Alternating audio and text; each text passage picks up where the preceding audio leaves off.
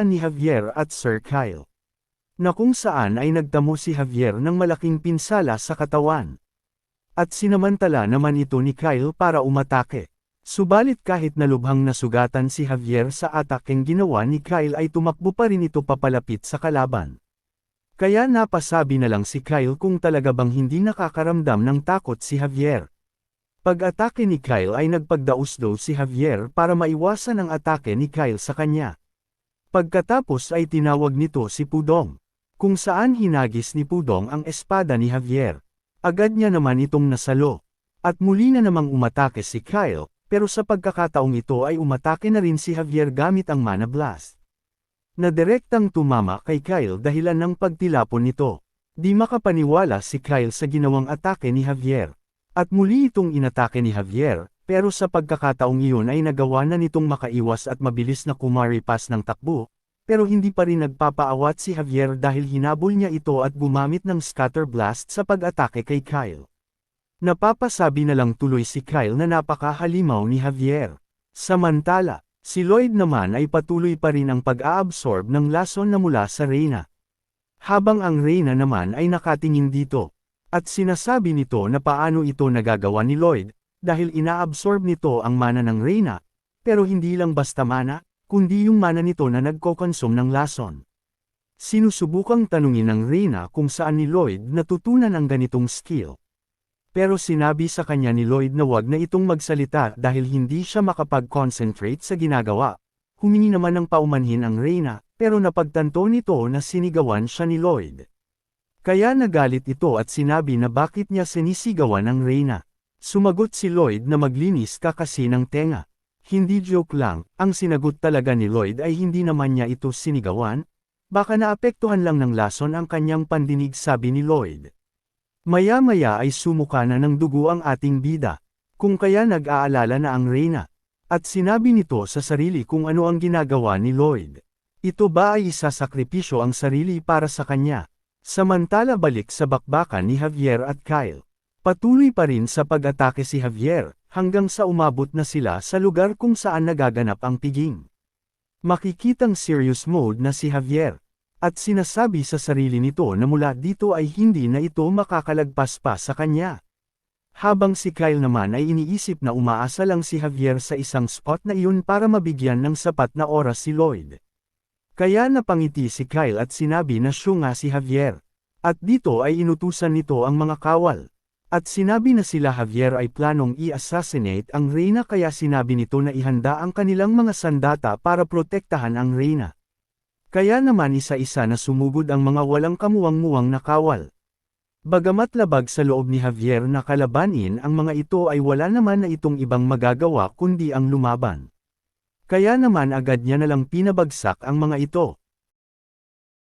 Dito ay sinabi ni Kyle na lahat ng kawal ng Reyna ay miyembro ng mga elite guard. Pero madali lang itong tinatalo ng sabay-sabay ni Javier. Sinabi rin nito na maski sa kasaysayan ay wala pang nakakagawa nito. At kung sakali naman na maatiin na ni Javier ang pagiging swordmaster, ay madali lang nitong mawawasak ang isang maliit na bansa.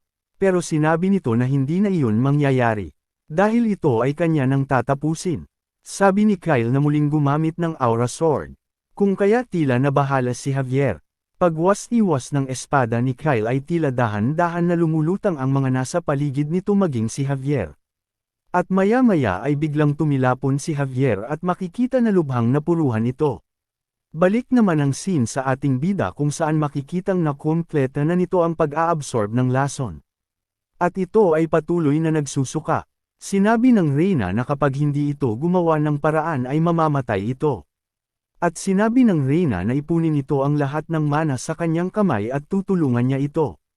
At sinabi sa isip ni Lloyd na kung gagawin niya yun ay puputulin ng Reyna ang kamay nito, kung kaya sinabi niya na hindi niya matatanggap ang mawalan ng isang kamay dahil yun ay magpapahirap sa kanya sa paggamit ng shovel. Kung kaya dinampot nito ang isang kutsilyo at itinutok pataas. Sabay sumigaw na parang magsus-super saiyan. At nagpakawala ng isang malakas na mana na tumagos hanggang langit. Sa bubong ng Magenta Palace, napatigil si Kyle at sinabi kung ano ang nangyaring pagsabog na iyon. Sinabi nito na pakiramdam niya ay parang isang malaking pagsabog ng mana iyon na maaaring gawa ni Lloyd. Tiningnan nito si Javier habang dahan-dahan na tumatayo. Tila naiirita na si Kyle dahil sa tibay at lakas ni Javier. Bagamat hinang-hina na ito ay pilit pa rin itong lalaban. Dahil sinasabi nito na ito ay may sinumpaan kung kaya nais niya itong panatilihin at gampanan. At dito nga ay nagkaroon ito ng flashback. At dito ay makikita na nag-uusap sina Lloyd at Javier. At sinabi ni Javier na sa simula pa lang ay tila nawawalan na ito ng pag-asa. Kaya napatanong si Lloyd kung bakit biglaan na nasabi ito ni Javier. Sumagot si Javier na dapat siya ay tagabantay lang kay Lloyd, pero nagawa niyang pabayaan ang kanyang responsibilidad para lang lumaban sa oversized na lobster. Sinabi rin nito na nadismaya siya dahil sa hindi pagsama ni Lloyd nung panahon na yun. Dagdag pa ni Javier na kay Lloyd lang lagi ito umaasa at sinasabi rin nito na siya ay kulang pa sa lakas para magampanan ng maayos ang kanyang trabaho, at sinabi na siya ay hindi pa sapat para maging isang knight. Sinabi ni Lloyd na naiintindihan nito ang gustong sabihin ni Javier, kung kaya wag na niya iyon masyadong isipin. At dito ay ipinangako ni Javier kay Lloyd na hindi na nito muling iiwanan ang kanyang responsibilidad sa kanyang Master Lloyd. At sinabi na kahit hindi man ito paniwalaan ni Lloyd ay tutuparin niya ang kanyang sinumpaan dito. At dito ay sinabi ni Javier na alam nito na tumaas na ang mana circle ng ating bida at kaya na nito na gamitin ang triple heart circle. Kaya sinabi nito na bilang guard ni Lloyd ay kailangan niya magmadali at maging isang sword master sa loob ng isang taon. Ipinapakita ni Lloyd sa pamamagitan ng pagguhit ang mga dapat gawin ni Javier para ma-attain ang sword master level. Pero pinigilan niya ito na magpatuloy at binura ang ginuguhit ng ating bida. At sinabi ni Javier na gusto nito na siya mismo ang gagawa nito nang hindi humihingi ng tulong mula kay Lloyd. At sinabi sa sarili na hindi na ito muling aasa pa sa kanyang master. Balik sa labanan na nagaganap, habang sabayan na umaatake ang dalawa, ay sinasabi ni Javier na ito ay magiging isang ganap na sword master, pero siya ay nasaksak ng aura sword ni Kyle.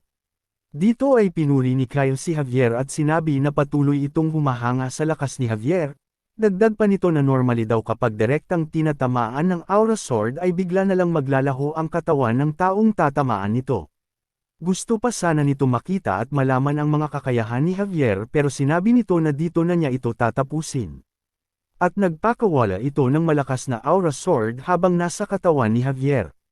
Nalubhang nagbigay parusa dito. Tila nagulat si Kyle nang hinawakan ni Javier ang kamay nito. At napatanong kung ano ang pinaplanong gawin ni Javier. Habang si Javier naman ay tila nag-aanalisa.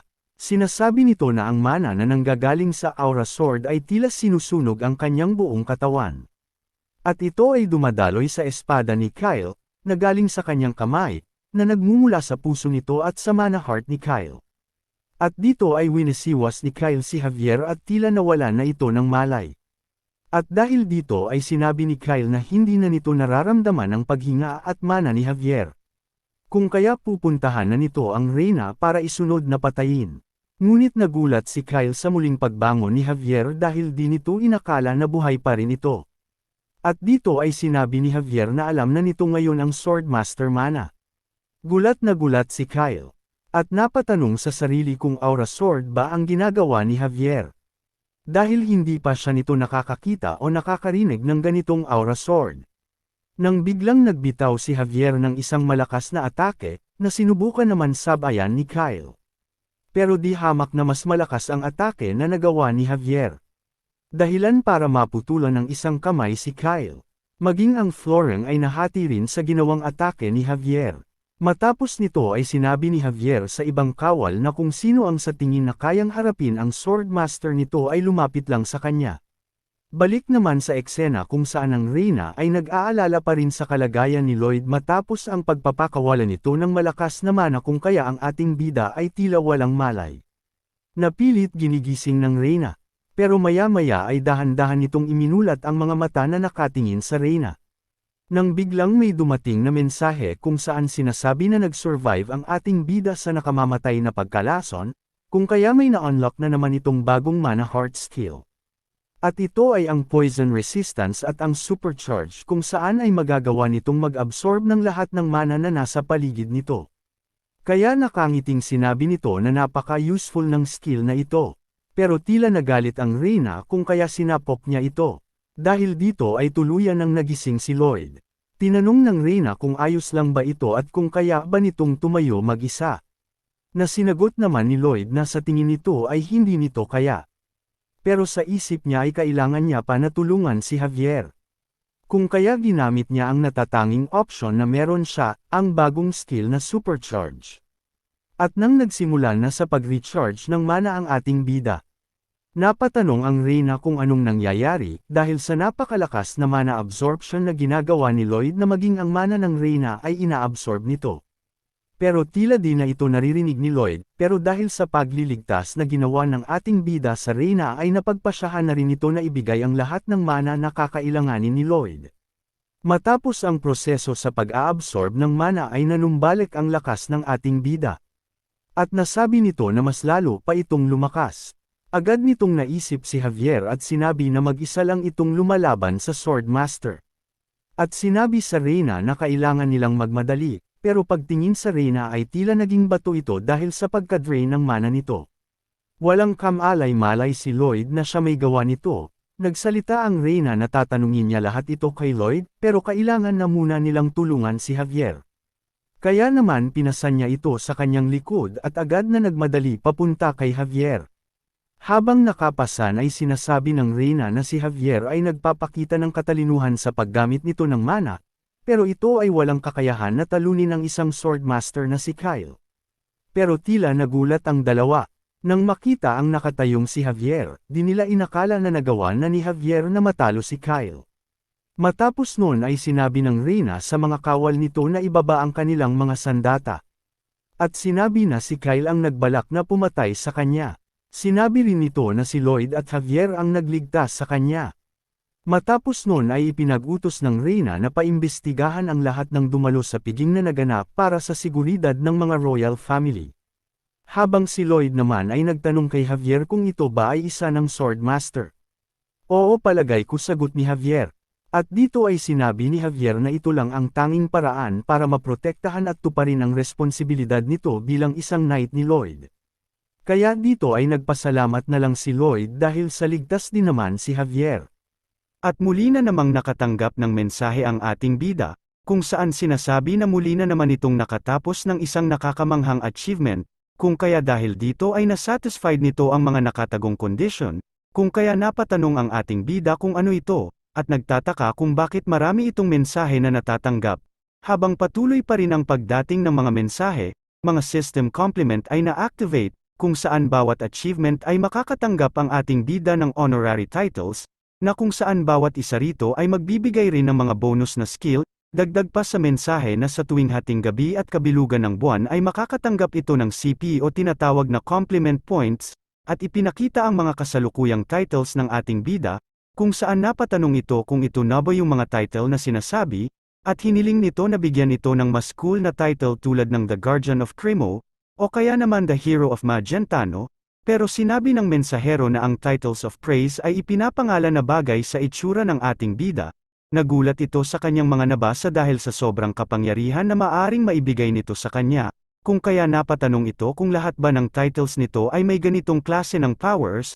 Napaisip rin ito kung saan niya naman magagamit ang mga CP na makukuha niya. At dito ay nagmamakaawa ito na sabihin sa kanya ng mensahero kung saan niya maaaring magamit ang CP, at sinabi ng mensahero na magagamit nito ang nakolektang CP to defy the law of physics, at magkaroon ng sapat na kapangyarihan sa pag-summon, at sinabi rin ng mensahero na ito na ang pagtatapos ng kanyang spoiler, na ipinagtaka ng ating bida. Kaya naman kung gusto mo na masubaybayan ang ating kwento ay i-open mo lang ang notification bell pagkatapos mo na mag-subscribe.